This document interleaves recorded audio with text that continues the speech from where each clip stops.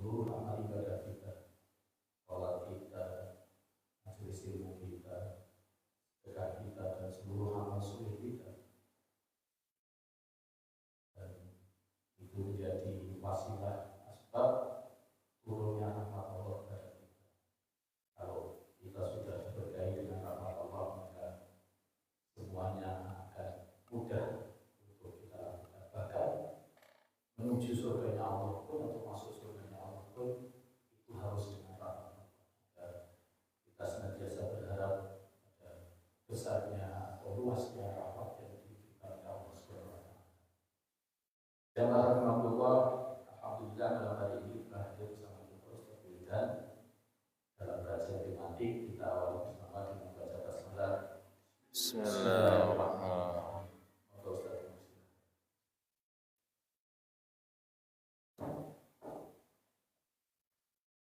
Bismillahirrahmanirrahim. Assalamualaikum warahmatullahi wabarakatuh. Alhamdulillah alladzi ja'ala al-qalama lil kitabah wal kitabatu lil qiraah wal qiraatu lil ma'rifah wal ma'rifatu lil ibadah wal ibadatu lillahi wahdah. Asyhadu an la ilaha illallah wahdahu la syarika lah wa asyhadu anna Muhammadan abduhu wa rasuluh la nabiyya wa rasulahu ba'dah. Allahumma shalli wa sallim ala nabiyyina Muhammadin sallallahu alaihi wasallam. Yaqulu tabaraka wa ta'ala fi kitabihil karim, a'udzu billahi minasy syaithanir rajim. Bismillahirrahmanirrahim.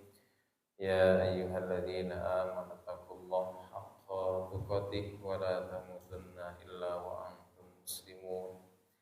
Wa qala ya ayyuhan nasu taqu rabbakumul ladzi khalaqakum min nafsin wahidah wa khalaqa minha zawjaha wa batha minhuma rijalan katsiran wa nisaa. Wattaqullaha alladzi tasaaluna bihi wal arham innallaha kana 'alaikum raqiba. Wa qala ya ayyuhalladzina amanu taqullaha wa qulu qawlan sadida yuslih lakum a'malakum wa yaghfir lakum dhunubakum wa may yuti'illaha wa rasulahu faqad faza fawzan 'azima.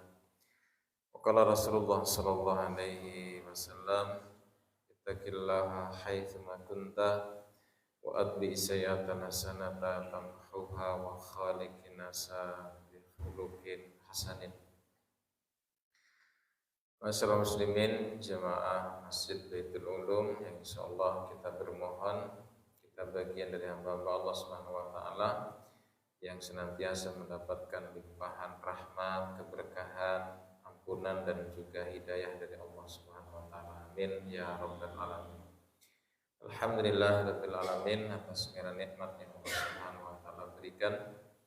Maka mari kita untuk pergunakan dalam rangka untuk terus mengupayakan memproseskan diri kita untuk lebih dekat kepada Allah, lebih taat kepada Allah. Tentunya dengan senantiasa menjaga apa yang Allah Subhanahu wa taala perintahkan dan juga kita mengupayakan untuk menjauhi apa yang Allah Subhanahu wa taala larang. Mudah-mudahan Allah Subhanahu wa taala berikan keistiqomahan kita untuk memudahkan diri kita dalam ketaatan kepada Allah Subhanahu wa taala dan memudahkan diri kita untuk menjauhi apa-apa yang Allah Subhanahu wa taala larang. Amin ya rabbal alamin. Salawat dan salam senantiasa tercurah kepada qudwah hasanah kita Nabiullah Muhammad sallallahu alaihi wasallam. Semoga diri kita dan keluarga besar kita termasuk bagian dari umat beliau yang tentunya bentuk cintanya kita kepada beliau adalah kita untuk mencintai sunnah beliau dengan kita mempelajari sunnah beliau, dan juga bentuk cintanya kita kepada beliau maka kita mau mengamalkan sunnah beliau, dan bentuk cintanya kita kepada Rasulullah SAW maka kita pun hendaknya mau untuk mendakwahkan sunnah-sunnah beliau. Mudah-mudahan dengan itu semua menjadikan asbab kita semua bagian dari umat beliau yang nantinya mendapatkan syafaat beliau di yaumul qiyamah. Amin ya rabbal alamin. Masyarakat sekalian rahmat Allah Subhanahu wa taala, pada kesempatan malam hari ini di mana ada sahabat Rasulullah sallallahu alaihi wasallam An Sahl bin Sa'id Asy-Sya'idi qala ata Nabi sallallahu alaihi wasallam rajulun faqala ya Rasulullah dullani ala amalin idza ana amiltuhu habbani Allah wa habbani nas. Faqala Rasulullah sallallahu alaihi wasallam izhad fid dunya yuhibbukallah wazhad fima fi aidin nas yuhibbukan nas. Dijawab rahmat Allah Subhanahu wa taala, dijawab rahmat Allah Subhanahu wa taala.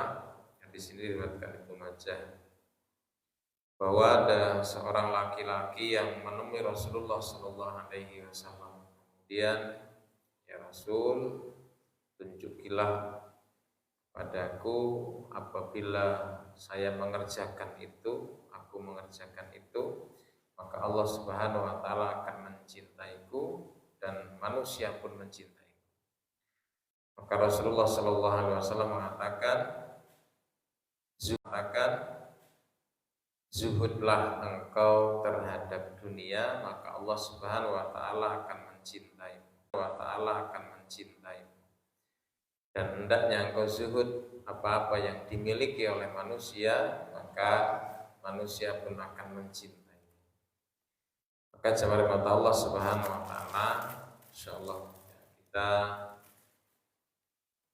di dalam kehidupan di dunia ini sering kita mendengar apa itu zuhud terhadap dunia itu. Zuhud terhadap dunia itu bukan identik dengan seseorang yang kemudian tidak memiliki harta, tidak memiliki kendaraan, tidak memiliki usaha. Bukan seperti itu, tetapi yang disebut dengan zuhud terhadap dunia adalah kalau kita beranggapan bahwa yang disebut zuhud terhadap dunia itu adalah orang yang tidak memiliki harta, maka kita akan salah dalam mendefinisikan zuhud itu. Karena di mana sahabat Utsman bin Affan dalam sebuah peperangan, di mana ketika Rasulullah SAW kemudian memotivasi para sahabatnya untuk berinfak di jalan Allah Subhanahu wa taala, maka Masya Allah apa yang dilakukan oleh sahabat Abdurrahman bin Auf ketika itu, di mana beliau menginfakkan 700 ekor unta beserta bawaannya. Jadi kalau gerobak itu isinya itu penuh dengan kemudian makanan dan persenjataan, itu 700 ekor unta itu kemudian dipenuhi dengan persenjataan dan bekal, kemudian diinfakkan di jalan Allah Subhanahu wa taala. Maka jamaah mata Allah Subhanahu wa taala, zuhud terhadap dunia itu ternyata diantaranya adalah Hasan Al-Basri rahimahullah menyampaikan bahwa zuhud terhadap dunia itu bahwa termasuk tanda kefakihan seseorang.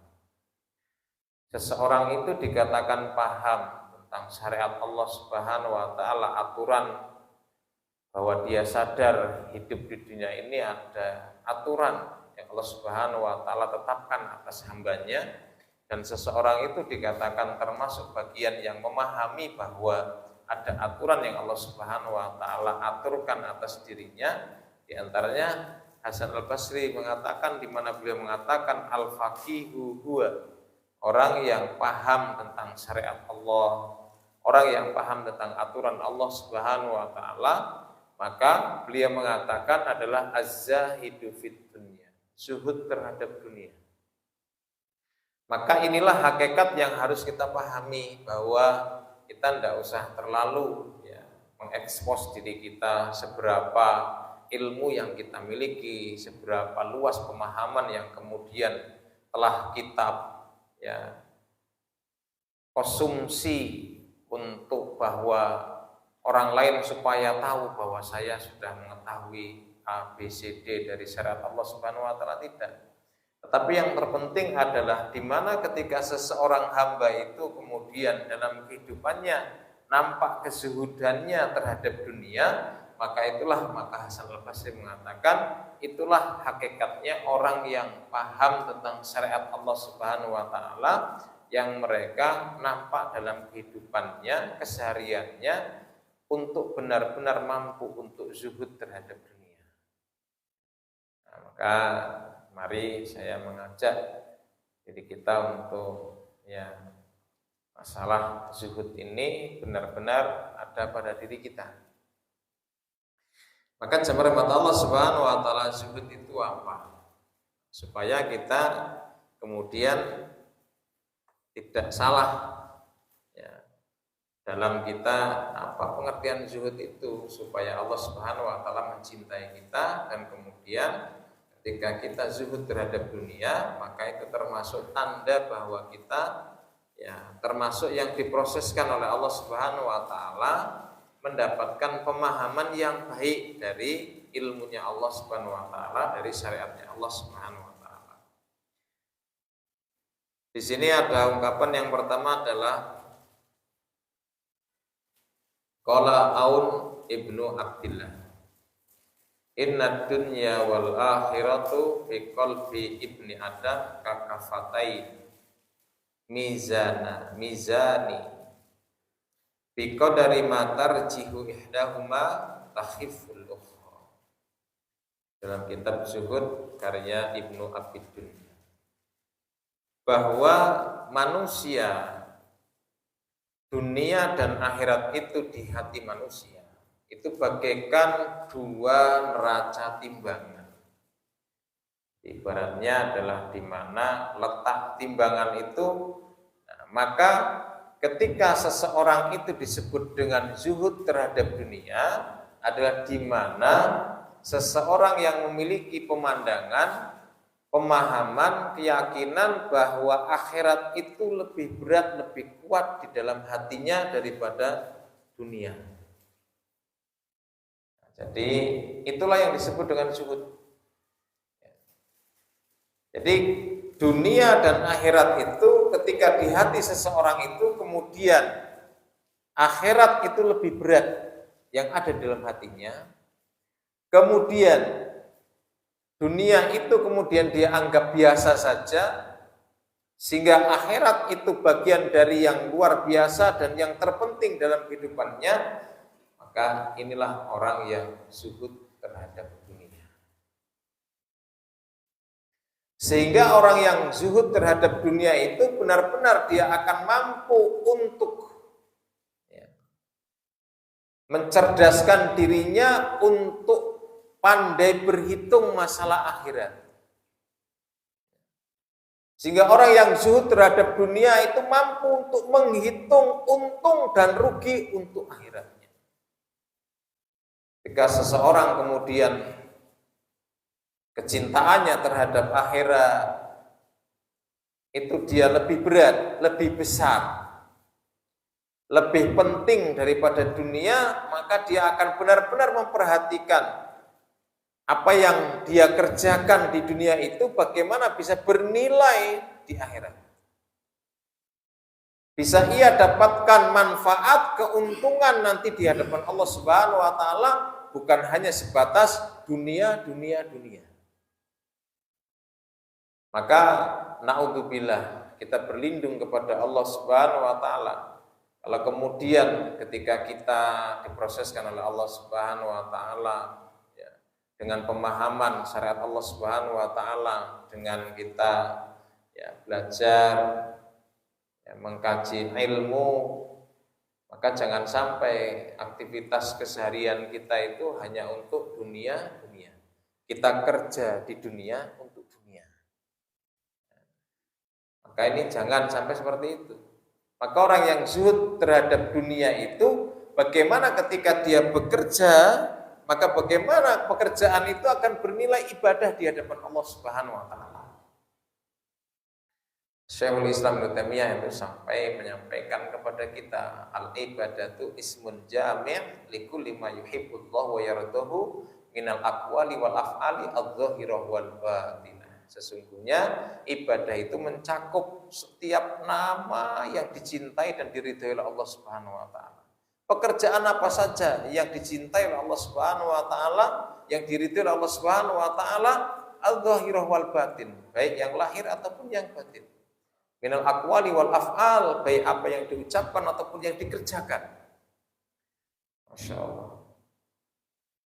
Sehingga mari ketika kita mencari maisha dengan yang halal, kemudian tidak melalaikan ibadah kita kepada Allah Subhanahu wa taala, kita niat untuk menghidupi anak istri, kemudian apa yang kita minum, apa yang kita makan itu untuk menguatkan ibadah kita kepada Allah Subhanahu wa taala.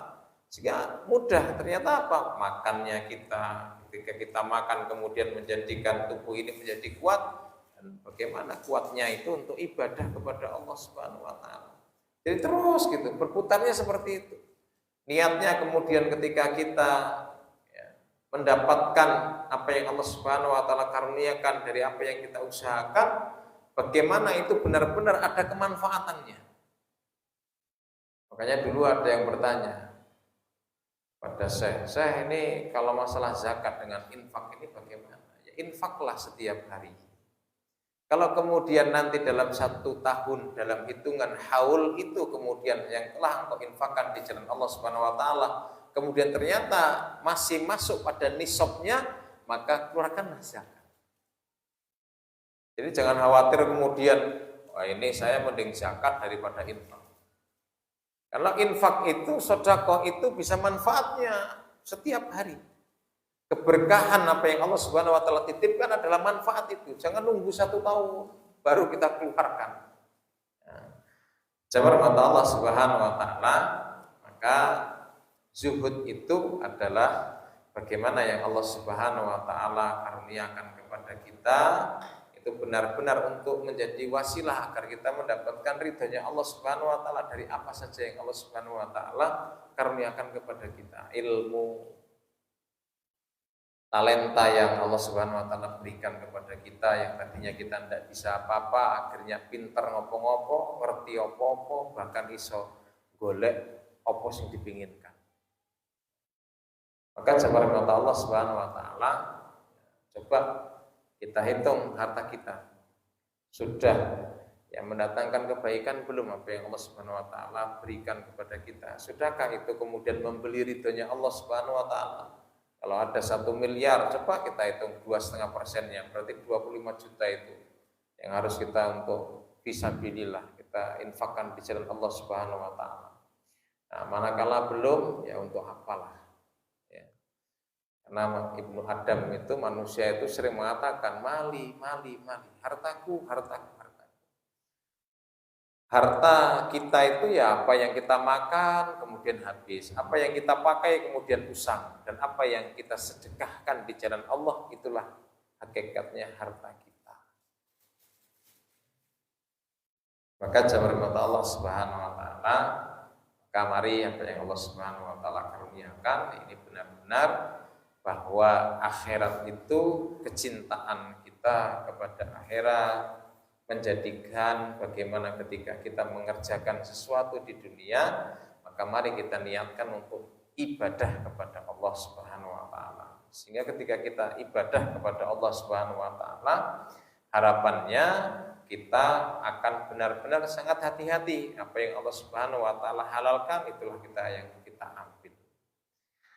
Jamaah mata Allah Subhanahu wa taala. Itu yang pertama, bahwa zuhud itu bukan berarti kita tidak boleh memiliki dunia ini. Nah, syukur-syukur justru bagaimana ketika kita punya usaha itu bukan hanya 1 pintu. Ya, kenapa? Karena bagaimana seseorang itu niatnya adalah ketika Allah SWT menitipkan kepada saya harta, maka bagaimana harta itu bisa menjadikan dirinya untuk membeli ridhonya Allah Subhanahu wa taala. Ya mohon maaf lah kalau ada orang yang kemudian punya harta, kemudian bertanya kepada mungkin rekan-rekannya, Pak, di antara Bapak ada nggak yang mau saya umrohkan secara gratis? Acung semua. Masalahnya sekarang ini banyak yang pingin diumrohkan secara gratis, akan tetapi mohon maaf, yang belum ada itu yang mengumrohkan secara gratis. Nah, makanya jadilah kita termasuk bagian dari hamba-hamba Allah Subhanahu wa taala yang kalau kita punya usaha itu kalau bisa jangan satu pintu. Supaya apa? Ya, banyak dulu itu orang-orang yang kaya seperti ya Ibnu Mubarak yang kemudian apa? Narii ya teman-temannya, ayo siapa nabung untuk haji. Ya, setelah kemudian ya semuanya berangkat haji bersama Ibnu Mubarak, ternyata apa? Yang diberikan kepada Ibnu Mubarak itu yang itu untuk bekal ya, perjalanan untuk menuju haji. Setelah pulang maka apa? Dikembalikan semua.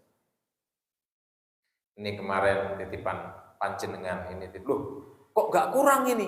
Nah kemarin untuk bekal kemarin tuh hartanya siapa? Bekalnya siapa? Ya sudah, Allah SWT berikan bekal kepada saya, titipan harta kepada saya, maka Masya Allah, bukan hanya satu orang. Maka inilah yang menjadikan kita untuk semangat kita untuk ya mengumpulkan harta karunia yang Allah SWT berikan kepada kita. Tapi tujuannya jelas bahwa bukan untuk mencintai harta itu, tetapi bagaimana cintanya kita kepada Allah Subhanahu wa taala melalui harta itu kita beli keridhaan Allah Subhanahu wa taala. Yang pertama. Kemudian yang kedua, jamaah Allah Subhanahu wa taala, pengertian dari zuhud yang kedua adalah datang dari Sulaiman Ad-Darani. Beliau mengatakan dalam kitab Sifatus Sofa, inna zuhda fitarki ma yushhiluka anillah. Sesungguhnya zuhud itu adalah engkau rela meninggalkan apa saja yang menjadikan penghalang engkau untuk mengingat Allah. Jadi zuhud itu begitu Pak. Zuhud itu bagaimana kita rela, sukarela atau terpaksa kita untuk bisa meninggalkan apa saja wasilah perantara yang menghalangi kita untuk mengingat Allah Subhanahu wa taala. Makanya dulu Umar bin Khattab itu Masya Allah sudah memberikan contoh zuhud yang luar biasa. Di mana ketika Umar bin Khattab radhiyallahu anhu, di mana ketika beliau habis sholat zuhur kemudian ya ngendangi, ngecek, kemudian nyurvei ya kebun kurma yang kemudian Masya Allah begitu indahnya, kemudian di situ ada burung kecil yang akhirnya melalaikan dia, ini kok burungnya bagus betul ini. Akhirnya apa? Ketika beliau pulang hendak sholat berjamaah, sholat asar, ternyata para sahabat itu sudah pulang dari sholat itu. Ale getun, ale menyesal itu Masya Allah. Akhirnya apa? Menemui Rasulullah, ya Rasulullah ini sebidang kebun kurma yang lagi berbuah ngagung ini yang melalaikan saya ketinggalan tuh. Orang sengaja kok Pak, nggak sengaja, nggak sengaja kemudian terlambat. Yang seharusnya jamaah ikut jamaah dengan para sahabat yang lainnya ternyata apa? Masya Allah. Akhirnya apa? Ya Rasul, ini saya infakkan di jalan Allah. Wah, nek kaum muslimin pada hari ngono kuwi, Masya Allah, warungnya diinfakkan di jalan Allah, sering melalaikan. Punya kebun sering, waduh, kebunnya harus diinfakkan di jalan Allah. Ya kan tidak harus seperti itu, tapi minimal begini, minimal coba apa yang menghalangi kita dari taat kepada Allah. Ketika kita mendengar muazin hayya 'alas shalah, itu apa yang menjadikan kita terhalang untuk mendatangi seruan Allah Subhanahu wa taala, untuk ingat, tunduk, patuh. Harusnya tuh wajar Pak, wajar. Kalau untuk Allah kita mampu tuh wajar loh. Allah yang menjadikan kita mampu untuk ngapa-ngapain, mampu untuk berjalan ini Allah. Makanya untuk Allah itu harusnya kita mampu. Dan untuk Allah Subhanahu wa taala seharusnya kita bisa Pak. Bisa. Lah kenapa lah? Karena yang menjadikan kita bisa ngapa-ngapa Allah loh. Nah, seharusnya untuk Allah Subhanahu wa taala kita mampu, untuk Allah Subhanahu wa taala kita bisa. Jangan sampai enggak bisa. Enggak bisa kalau bangun sebelum subuh itu enggak bisa. Bangun subuh itu enggak bisa. Jangan sampai kesaksian ini ada orang yang Masya Allah, Ustaz, ya, masjid sana itu kok jarang dengar ya ini, karena masjid yang paling dekat dengan rumah saya itu masjid sana. Itu kok jarang terdengar adzan subuh ya. Lah Bapak bangunnya jam berapa? Jam 5 lebih. Lah jam 5 lebih kon krungu salat, ayo salatu khairum minan naum. Nah, ini kan ya kalau enggak diniatkan itu ya san bener-bener. Ya. Berapa bulan akhirnya Allah Subhanahu wa taala menghukum seorang hamba untuk terhalang mendengar seruan azan untuk di waktu subuh itu. Padahal waktu subuh itu para ulama mengatakan waktu subuh itu adalah waktu akromin. Waktu yang Allah Subhanahu wa taala akan memuliakan sampai yang bangun di waktu subuh itu. Yang melaksanakan ibadah di waktu subuh itu. Kenapa? Karena nafasnya, oksigennya itu tidak tercampur dengan nafasnya orang-orang yang mohon maaf di dalam hatinya ada bibit-bibit kemunafikan. Rasulullah SAW menyampaikan laisa sholatun atqalu alal munafik. Tidak ada sholat yang lebih berat yang dilakukan oleh orang-orang munafik, yaitu sholat isya dan sholat subuh. Nah, maka coba apa yang menjadikan kita zuhud itu adalah kita sukarela atau kita terpaksa untuk kita tinggalkan apa saja yang menjadi penghalang untuk kita mengingat Allah Subhanahu wa taala. Kasur kita tinggalkan, bantal kita tinggalkan, selimut kita harus kita tinggalkan ketika itu menghalangi kita untuk mengingat Allah Subhanahu wa taala. Lawang istri saja kesaksian dari Ibunda Aisyah radhiyallahu anha, di mana Rasulullah SAW itu menurut Ibunda Aisyah setelah kecintaan kepada Khadijah al-Kubra, istri pertamanya Rasulullah SAW, maka Khadijah itu kayaknya sing paling dicintai oleh Rasulullah SAW setelah Khadijah adalah aku. Tetapi kesaksian dari Ibunda Aisyah, Rasulullah itu kalau sudah dengar azan itu seolah-olah tidak kenal dengan Ibunda Aisyah. Masya Allah. Cintanya beliau kepada istri beliau itu kalau sudah dengar azan itu seolah-olah nggak kenal dengan Ibunda Aisyah. Ibaratnya sudah diperhatikan. Beliau hanya menyibukkan diri untuk toto-toto, rikat-rikat untuk beribadah kepada Allah Subhanahu wa taala. Ini bentuk cintanya beliau kepada Allah Subhanahu wa taala. Maka jemaah mata Allah Subhanahu wa taala, mari kalau kita masih mencintai tidur, ya, sebelum subuh masih tidur gitu ya, setel alarm jam 4:15 menit atau jam 4:20 menit kita cancel ya. Kita cancel meneh, jangan. Ya sudahlah, cukup kita coba jam 4:25 sehingga masih ada waktu. Kalau 25 ke 40 ya kita di kamar mandi hanya 5 menit, nah, masih ada 10 menit masih kita bisa untuk pergunakan ya 3 rakaat witir, kemudian kita pergunakan untuk beristighfar kepada Allah Subhanahu wa taala. Maka makna zuhud yang kedua adalah di mana inna zuhda, sesungguhnya zuhud itu adalah fitarki mayushiluka anillah. Kita rela ataupun terpaksa tetap kita tinggalkan apa yang menjadikan kita untuk menghalangi diri kita ingat kepada Allah Subhanahu wa taala. Kalau seumpamanya ya ngarit kita, cocok tanamnya kita, kebun kita, atau pekerjaan kita, kemudian bisnis kita menghalangi kita dari mengingat Allah Subhanahu wa taala, tinggalkan itu. Insya Allah ketika manajemennya bagus ya, Masya Allah. Insya Allah hamba-hamba Allah Subhanahu wa taala itu banyak ya hidupnya ya kaya, walaupun ketika waktu sholat ya dia sholat. Ya. Jadi jangan sampai kita beranggapan orang-orang yang bisa sholat berjamaah itu karena tidak punya kesibukan. Nah, ini adalah ya, asumsi yang salah. Ya. Mengklaim saudara-saudara kita yang sholat jamaahnya itu bisa berjamaah, menganggap tidak punya gawean, tidak punya pekerjaan. Tidak, mereka ini banyak yang kemudian benar-benar untuk mengorbankan dunia demi mendapatkan akhirat.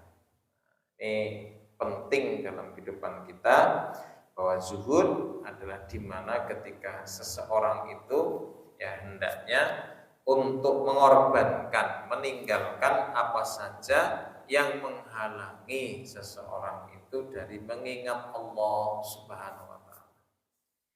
Nah, jadi kalau misalnya Bapak izin sama orang rumah, ini saya mau taklim gitu ya, kemudian masih dihalang-halangi, tidak usah Pak, besok lagi, maka apa?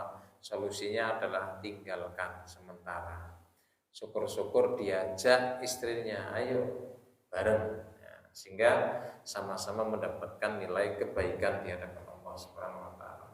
Kemudian selanjutnya, jamaah Allah Subhanahu wa Ta'ala, zuhud yang selanjutnya adalah datang dari sahabat Abu Dzar Al-Ghifari, di mana beliau mengatakan, az-zahadatu fid dunya laisat bitahrimil halal wal idu'atil mal walakinna az-zahadata fid dunya alla takuna bima fi yadillah atau mimma fi aidillah. Jadi yang dimaksud dengan zuhud itu bukan berarti seseorang itu kemudian mengharamkan apa yang Allah Subhanahu wa Ta'ala halalkan, atau seseorang yang kemudian akhirnya bermalas-malasan, akhirnya apa? Ya cenderung tidak mendapatkan ya karunia Allah Subhanahu wa Ta'ala. Maka orang yang beriman itu adalah orang-orang yang mampu untuk membaca kesempatan, membaca peluang. Ketika ada bisnis yang kemudian itu bisa ia dapatkan, maka bagaimana orang yang beriman itu bagaimana bisa mendapatkan? Ya. Akhirnya kemudian seseorang itu cenderung untuk ya, berleha-leha, meremehkan dunia. Bukan itu yang dimaksud dengan zuhud itu. Tapi zuhud itu adalah bagaimana seseorang ketika kemudian bekerja untuk dunia itu ya luar biasa. Bagaimana dia bisa mendapatkannya? Mendapatkan karunia Allah Subhanahu wa Ta'ala yang mencukupi diri dan keluarganya, bahkan kaum muslimin.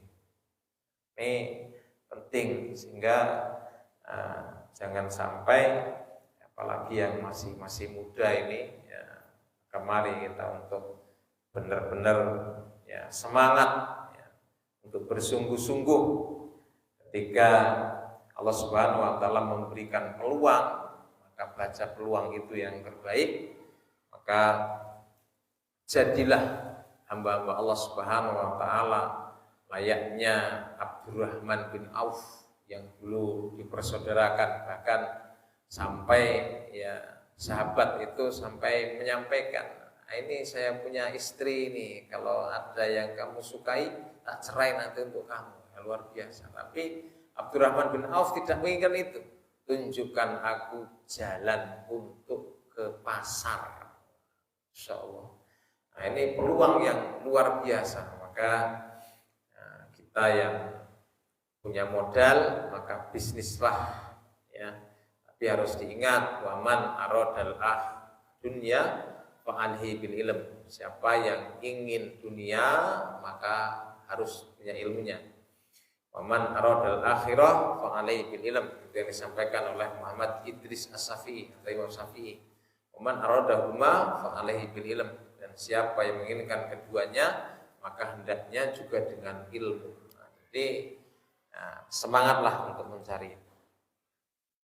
Kemudian beliau mengatakan, sesungguhnya zuhud terhadap dunia itu apa yang Allah Subhanahu wa Ta'ala berikan kepadamu, itu itu benar-benar untuk bisa mendapatkan ridhonya Allah Subhanahu wa taala, rahmatnya Allah Subhanahu wa taala.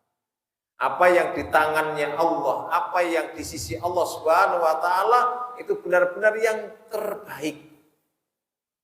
Jadi jangan sampai seseorang menganggap apa yang Allah Subhanahu wa taala berikan di dunia ini, wah,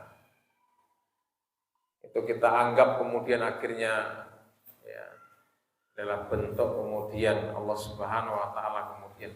Maka yang terpenting adalah di mana ketika seorang hamba Allah Subhanahu wa taala titipkan harta yang dia miliki, maka kemudian ya, bagaimana seseorang hamba itu untuk mendapatkan balasan yang di sisi Allah Subhanahu wa taala.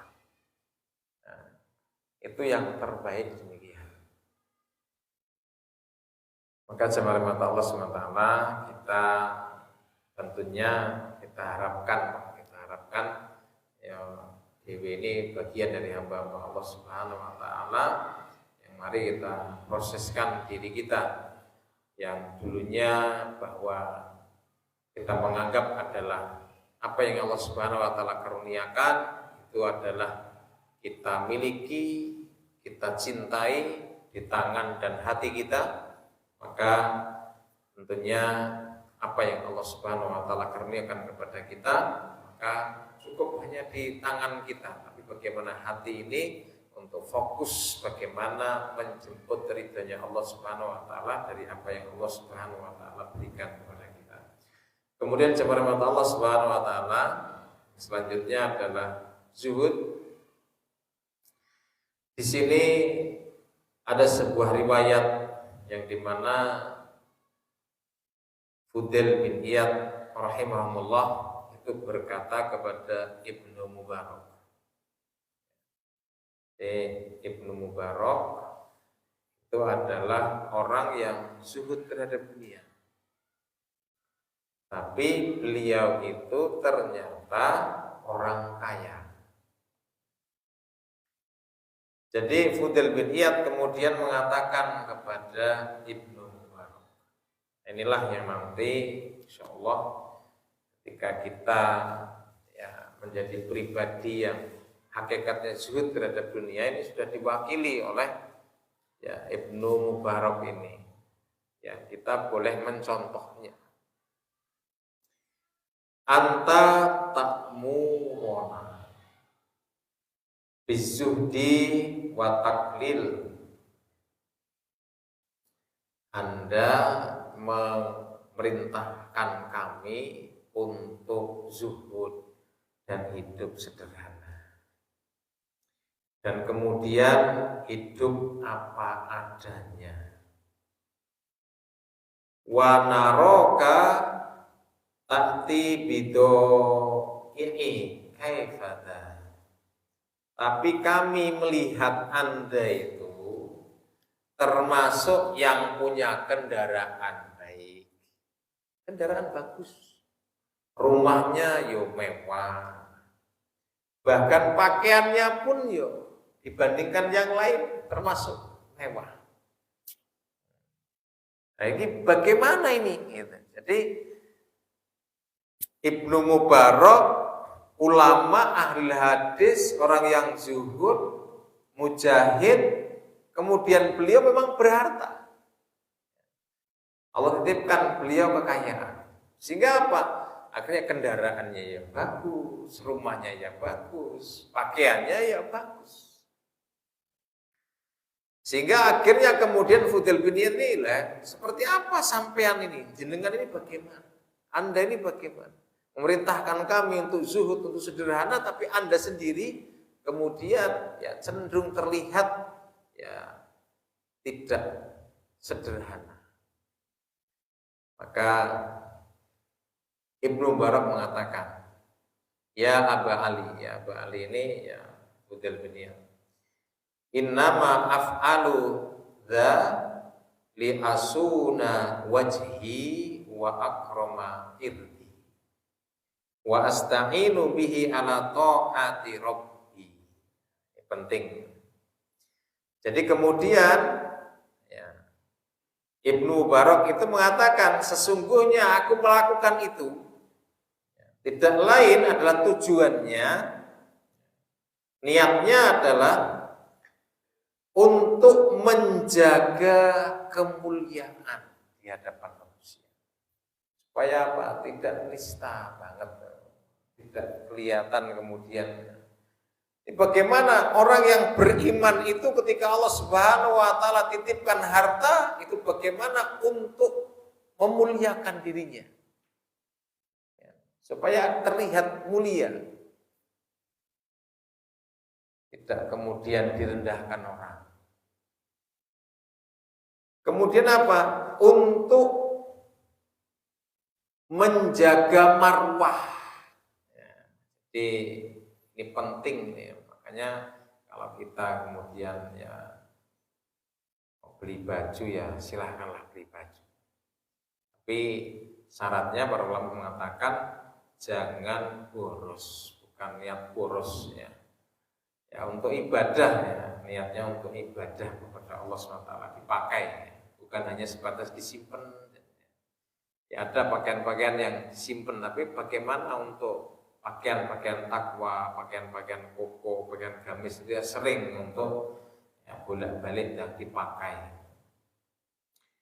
Kemudian untuk wa akramu irdi, untuk menjaga izzah kehormatan. Agar apa? Aku tidak meminta-minta. Agar orang tidak berbelas kasihan kepadamu. Nah, ini penting, Pak. Jadi ternyata zuhud terhadap dunia itu ya boleh seperti itu. Dulu Rasulullah SAW ditanya oleh sahabat, ya Rasulullah, inna rajula, sesungguhnya ada seseorang malbusu hasanah, pakaiannya bagus, wa na'luhu hasanah, dan kemudian sendalnya itu hasanatan, sendalnya apik ya Rasul. Maka kemudian Rasulullah mengatakan, Allahu jamil yuhibbul jamal. Allah itu maha indah dan mencintai keindahan. Boleh kita pakai. Kemudian di mana Ibnu Mubarak mengatakan wa asta'inu bihi ala taati rabbi. Jadi dengan itu semua untuk menolong aku agar aku bisa beribadah, mentaati Allah Subhanahu wa taala dengan itu. Masya Allah, ini kan luar biasa. Jadi ketika mau kurban, menduwe kurban. Jadi ketika ada yang mau infak untuk renovasi masjid, bangun masjid, ya dia termasuk bagian itu. Nah, itu untuk menolong dirinya dalam mentaati Allah Subhanahu wa taala. Maka mari Bapak Ibu rahmati Allah Subhanahu wa taala, mari kita untuk bersikap zuhud terhadap dunia. Apa yang Allah Subhanahu wa taala karuniakan, titipkan, bagikan kepada kita semua, itu bagaimana untuk menolong diri kita untuk mentaati Allah Subhanahu wa taala. Sehat ya untuk taat kepada Allah, sempat ya untuk taat kepada Allah. Kemudian harta yang Allah Subhanahu wa taala berikan kepada kita, mari semuanya itu untuk menolong diri kita untuk taat kepada Allah Subhanahu wa taala. Jangan sampai harta yang Allah Subhanahu wa taala titipkan justru menjadikan kita jauh, justru menjadikan kita mendapatkan murkanya Allah.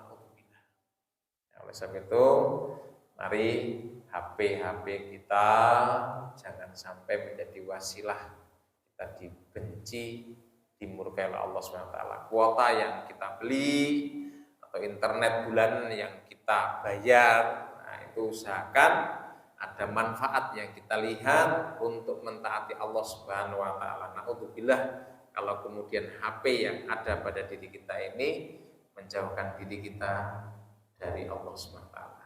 Kalau menjauhkan diri maka rela tidak rela, abot pun kroso abot tetap harus kita tinggalkan.